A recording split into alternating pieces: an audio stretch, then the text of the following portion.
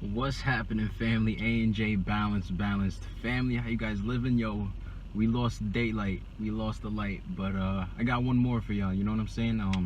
Now I've been keeping track, watching these Eminem Kamikaze interviews. I think this is the last part 4, and I figured, yo, why not just fucking react to it? You know what I'm saying? Like, just watch it with y'all. You know what I'm saying? Y'all can watch it with me. I'm chilling. I'm in the car. You know what I'm saying? I think they've been pretty good so far. It's crazy how they chopping it up, but I know it's just to get views, more views, marketing shit like that. My dude Michael Rappaport, if y'all know who that is, you know what I'm saying, legendary dude. He's like, yo, this ain't Star Wars, Paul Rosenberg, like, put the whole interview out. But I get it, you know what I'm saying? So let's just get straight into this interview. Y'all let me know if y'all been watching. Let me know y'all thoughts about it. Let's just have a conversation, you know what I'm saying? Something different. Let's get it, man. I'm gonna switch topics because something I keep hearing this reoccurring theme about how important writing is. One of my favorite tracks on the album is featuring an up-and-coming star that I think he, along with others that you mentioned on the album like Sean or Kendrick or J. Cole, Joyner Lucas, powerful, real powerful artist. I like y'all together. I'm getting my Mickey D's on, you know what I'm saying? Like, I know I told y'all stay away from it, but it just so happens that today was a McDonald's day, so I'll be watching Eminem and Sway and eating McDonald's. Track, I think it's a good mesh between a veteran and somebody who's on the rise. He's so good too. What is it about him that you like? The first time I saw him was like 5 years ago at one of the BET ciphers, and I peeped how he was saying a lot of lines that I saw some of me in that, but at the same time, it was different because it was like early on in my career, whenever I get to do a BET cipher, I want to write till my shit stands out. You know what I'm saying? That's a fact. And he stood out so much to me. I was like, yo, he was talking about Miley Cyrus, and if I'm not mistaken, I'm pretty sure it was something like that, but he was talking about pop stars and he was doing this kind of thing, but I'm like, yo, people are gonna remember that. I remembered it. And then I kind of started when he made the Ross Cappuccini. Yo, Eminem's fucking, his ciphers, the ciphers that he used to be in back in the day, or if he rapped with anybody, like he just said, he used to try to stick out, always stood out, always killed it. You can't name a feature that Eminem, like, when he featured on any songs, that he wasn't the one that stuck out or wasn't the last person on the song, because they always put the last verse. Whoever's the last person on the song was usually the one who killed it, you know what I'm saying? Like, for example, like Busta Rhymes, they would always put Busta Rhymes at the last part of the, the last verse, because he used to always kill it, you know what I'm saying? But yeah, that's pretty much true. Like, when it comes to Eminem, yeah, he always stood out. That's a fact. The way he did it from the two perspectives,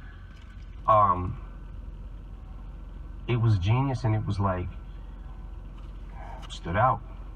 Stood out so much to me. Like, not only that though, like the rhymes. Like, I'm listening to the rhyme. That's when I'm listening to a rapper, I'm listening to what you're bringing to the table as far as a skill set, right? That's the first thing I'm gonna hone in on.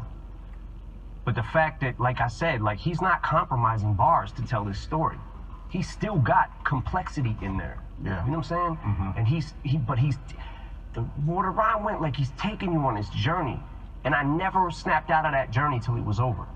You know what I'm saying? Like, and I was like, yo, this kid is fucking incredible. Y'all got and I'm paraphrasing, I can't remember the lyrics exactly. But you come in with a verse where you say, I got a couple of mansions, but I still don't have any manners.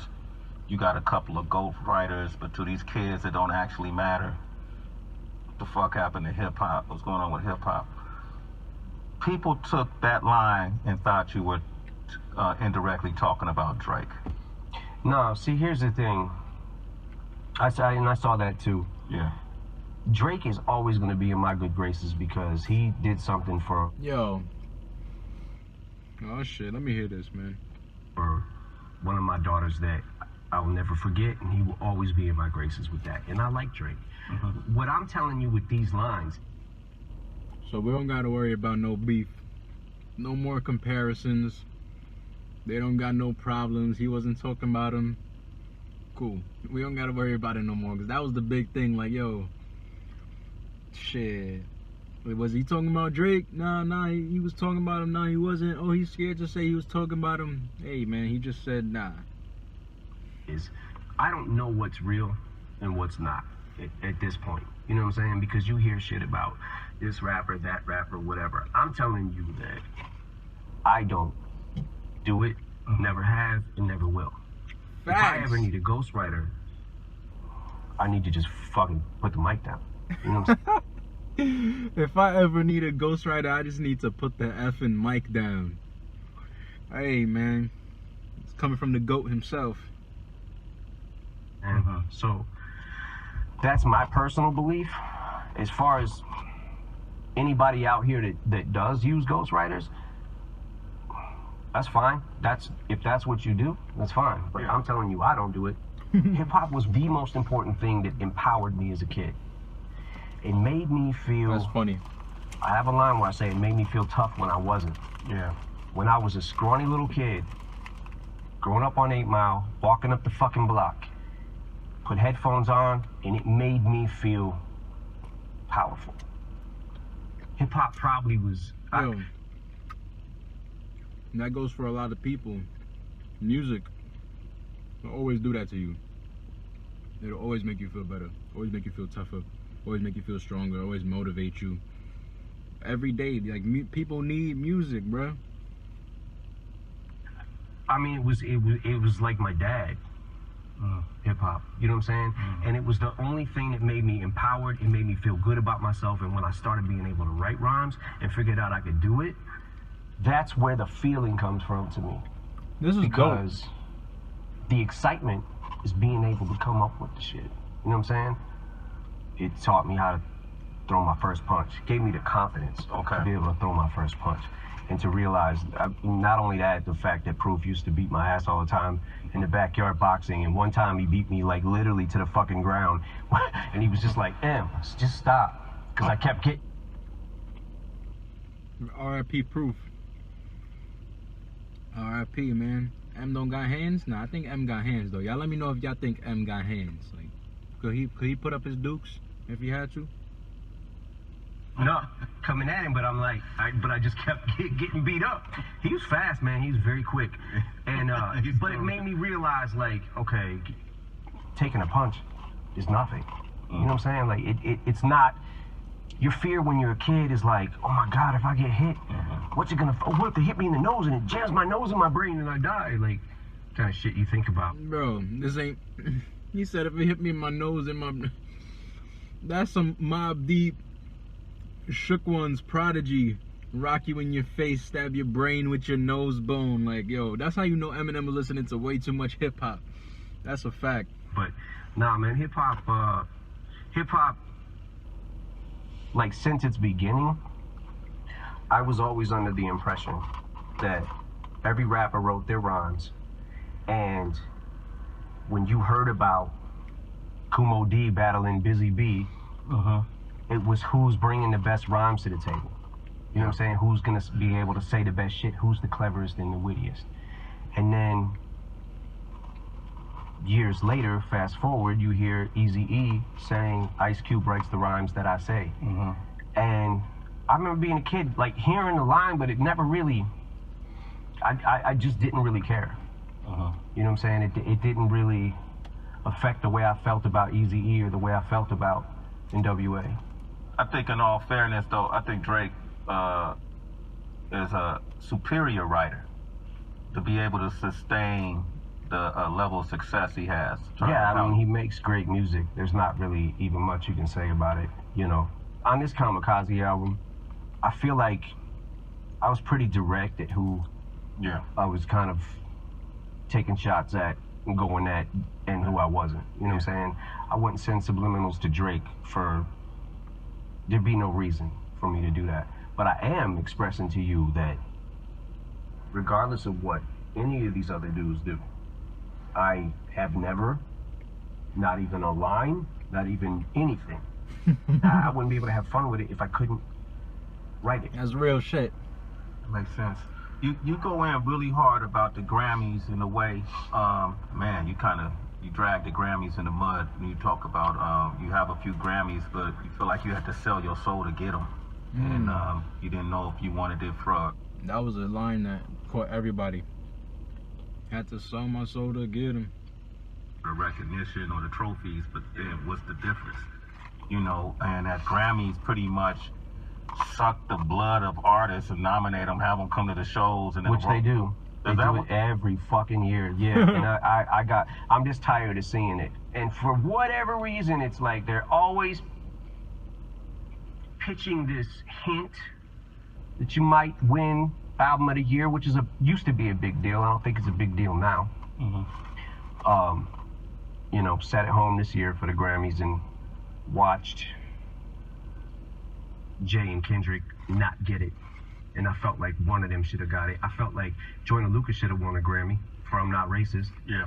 Absolutely should have won a fucking Grammy. Every year we went, it was, I would be up for album of the year, and then the winner is Norah Jones. Who? And I'm not even trying to say anything bad about her music. I just, at that point, I had never heard of her. Yeah. And he said, who? None of my friends did either. You know what I'm saying? So we were, okay, whatever. And then Steely Dan. Okay, I know Steely Dan. I know Steely Dan back in the day. You know what I'm saying? But more than the Marshall Mathers LP impact, like, Chill. Okay, fine. I watched 50. Same shit. 50 did not win Best New Artist at the Grammys. There was nothing bigger than 50. Nothing bigger, and nobody since maybe like Snoop came out the gate like that. My first album didn't do it. I never saw someone's first album and the wave. Bro, 50 Cent, that impact, I was in elementary school. I had all the G-Unit clothes, G-Unit sneakers. I was rocking G-Unit in my ears, like earbuds in my head. I had the Walkman. I had a Walkman. And I used to hide the CD from my mom. She thought I was listening to something else. I had the CD playing like all day long. I had to literally hide that from my mother. But that was part of the excitement, you know what I'm saying? Just to hear those curses and hear those lyrics was just something else. Blew my mind, bro. Acting like he had. And then he doesn't get it. And then I get up there another year, and what was it, the Eminem show? And it was like, whatever, I'm fine if I lose to fucking Kanye or someone that I'm like, okay, I respect that. Facts. I know who that is, and Kanye has a huge following, and he's made a massive impact Facts. on music. Fine, I'm good with that. But don't fucking get us all here to use your selling point for your fucking show and stiff everybody every single fucking time. And I said, after that point in time, I was like, don't ever ask me to fucking come here again. Please do not ask me. My answer is no for 100 million years. Never again will I fucking go to the Grammys. Well, now, you know, I know the Jimmy Jam and some of the members of the board there are reaching out. Just Blaze and different folks are now trying to make it better. Would you ever consider, you know, joining the board and maybe you have a vote in it? First of all, that vote is fake as fuck. That's not a real vote. Yo, That's not a Eminem real vote. is They real. give it to who they want to give it to. They give it to their darlings. The fucking, oh, this got critical acclaim, but it sold 2 records. Oh my God. Like, it ain't about always what you sell. I get that. Vanilla Ice, I understand. You know what I'm saying? Like, but there comes a point where when an overwhelming something comes along that has this wave and impact on music, and you give it to fucking Lotta Jessica fucking Simpson. Dottie. Lottie Dottie. Lotta Dottie. Sorry, Lottie Dottie. Yo, sorry, Lottie But Dottie. you know what I'm saying? Like, it's like, man, I don't know who won over Kendrick and Jay. Bruno Mars is fucking incredible. Bruno Mars is great. I mess with remember Bruno. Beyonce did win for the album Lemonade. Yeah, and Yeah. I was like, what the hell, you know? It's like they're so fucking tone deaf to what is actually going on, but they're not in a sense of, oh, we're gonna get Beyonce here, we're gonna get Jay here. Right, they know who to get. We can say all these names are gonna They be know here. who to We'll get. make them think. I guarantee you. I To get guarantee you there. that the people from the Grammys was on the phone with Beyonce's people or Jay-Z's people saying every year that they're up for something, hinting they're gonna win to get them to come there. That's messed You up. over I that. fucking guarantee you. Over He that. said, I fucking guarantee you. I guess I won't see you at the Grammys this year. Nope. Yeah, probably not. Probably not. Okay. Yeah, What if probably you're not. nominated? First of all, I won't be Okay. because they know that I don't like them. And if I was, I wouldn't win because they know that I don't like them. One final question. I want to ask you about a song that, to me, man, it was probably one of the most heart-wrenching songs on the project was Stepping Stone. Stepping Stone, You D12. know, and you tell the history of D12, how it started, you know, and what happened through the duration. And at the end of it, you said it's over. That's it. Were the members aware of that song? They were. They were? They were. They got a heads up, and you know, I explained. I honestly, I have not talked to That's Swift sad. and Conniver yet about the song. They just knew it was coming down the pipe. But the way I explain it is this: Proof was the glue. Like, I be wondering, like, he said he haven't talked to Swifty or Conniver, like, so, like, do they have a beef with him? Like, do y'all think that they have beef, like, within, you know what I'm saying, within the group? Like, I don't think they beef with each other, but do you think that they don't like M? Or they feel some type of way about M? I don't know. That binded us all together. It was right? Proof. He That's did a so fact. much shit behind the scenes that I didn't even realize, and did things to keep us a group and to motivate us. You mentioned that you guys knew all this stuff was happening, but y'all never talked about it. You know, you were men. You know, I'm paraphrasing in the verses, but everybody was doing their solo projects. And, you know, y'all was drifting further apart. Well, that's what ended up happening, was everybody was kind of doing their solo things, made solo projects, mixtapes and things like that, and we're doing shows. And I think the conversation now going forward is to see if there's anything we can do to help their solo careers. You know, and we'll all... Probably not. Not at this point, you know what I'm saying? It was all Proof, you know what I'm saying? If Proof was around... If Proof was around, I think Eminem's music would be totally different. And D12 would still be here. Like, the game would be different if Proof was around. Period. Like, the rap game right now would be crazy. Eminem would probably be spazzing on fools. Like, this shit would be rocking if Proof was around. always be friends, man. We always been friends. So we were kids. You know what I'm saying? So we'll always be good on that aspect, you know. And I want to help them do whatever it is that their next thing is on the agenda. You know what I'm saying? Mixtape, album, shopping, whatever it is. When I listen to these stories, and I've known you since the 90s, and I've known you through these ups and downs, and even if I wasn't there on your side, I was there on your team, so to speak, you know. Absolutely. I'm sitting there thinking, man, this man must have went through some great therapy, because right now, where you at, you seem like you're in a comfortable place, you know who you are. That's true. You know what you want. And even though you got these people coming at you, you're strong enough to respond in a way that you wouldn't naturally do it. How did you get to this place, though? Did you do therapy? Was it? Hell yeah, he had therapy. My music is therapy. Come on, bro. You talking to somebody. I just, I don't know, man. I've been coasting through, and I feel like I write all the time. Whether I use it or not, you know, I write all the time, and that's Writing. my best therapy, is to be able to get stuff out. Just like the D12 song, it was like one of those things where, like, I know that they have things they want to say to me, and I have things I want to say to them. So this is kind of how I wanted to tell them, like, you know, I love you guys, like, forever. Like, I'm here. It just, doing the D12 album just doesn't seem, in this climate right now, I don't know how that would even work. You know what I'm saying? Imagine D12 putting out an album right now. Like, what would that be like? You're going through enough with this climate. Right. Facts. So, imagine D12. Let me ask you this, moving forward, this will be my final question.